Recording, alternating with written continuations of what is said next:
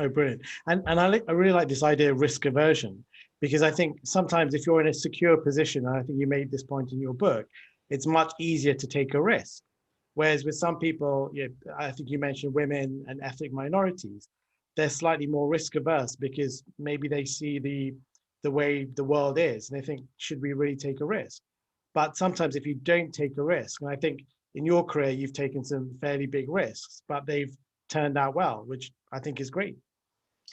Well, thank you. I mean, I don't feel that I've ever taken huge risks, actually, I think, which is really interesting, because I think always there was this revolving door. And I think that's my advice for people who might be risk averse for good reason.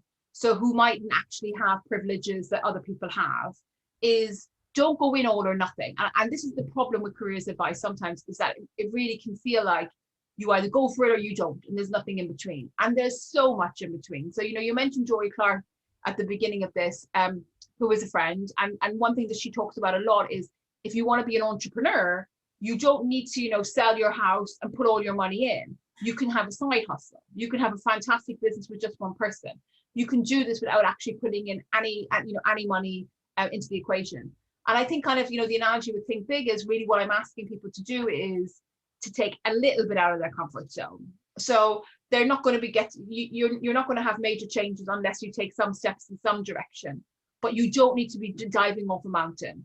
This is really about figuring out how you can engage in activities and how you can hone skills that will allow you get the job you want in a way that's much more slower paced than other books that talk about kind of future building.